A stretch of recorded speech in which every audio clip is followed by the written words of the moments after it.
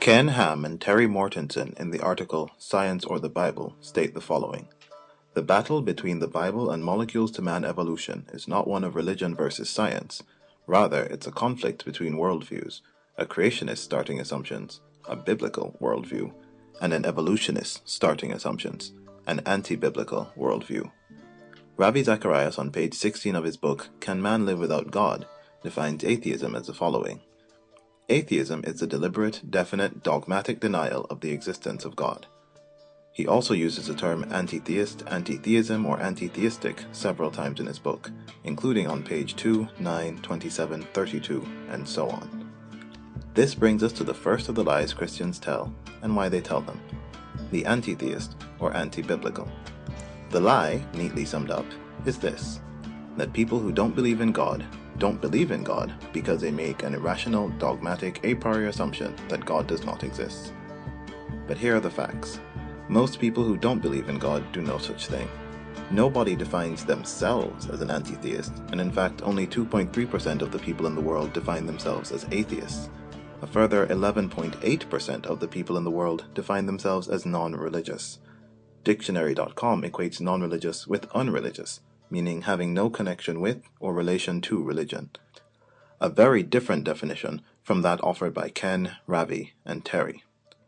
So the truth neatly summed up is that no irrational beliefs or dogmatic convictions whatsoever are necessary not to believe in God. In fact, that mode of thinking is actively discouraged. It's quite the opposite. Rational people critically examine the veracity of all the claims presented to them, including the ones about God. And since there's no evidence whatsoever that God exists, rational people don't believe in him. Christians tell this lie because they make the irrational dogmatic assumption that God exists, and exists in the form that they like to believe in, despite having no evidence to back up this claim and lots of evidence to refute it. And they know it. They freely admit it. They don't try to hide it, and some of them are even proud of it. But admitting this makes it obvious that their claims have nothing to do with reality, and since they can't make their claims seem more reasonable, they try to make everybody else's claims seem less reasonable by pretending that everybody else is making similar irrational dogmatic assumptions, and the only difference is which irrational dogmatic assumptions they make. But this isn't right at all. Most people who don't believe in any of these fairy tales don't believe because they started without assumptions and honestly searched for the evidence that any of the myths were real. And of course they found none for any of them. And when there's no evidence for something, rational people don't believe in it, and honest people don't say they know it's true.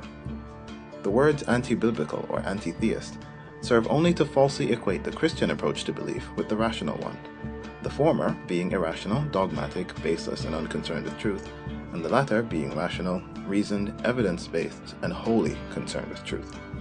In fact, the real difference between a Christian and a rational person is not what they think, but how they think. Similarly, the real difference between a Christian and a rational person is not what they believe, but why.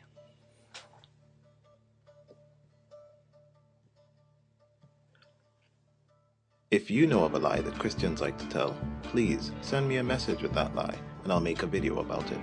Other than that, please rate the video, subscribe, and wait for more. There's more coming.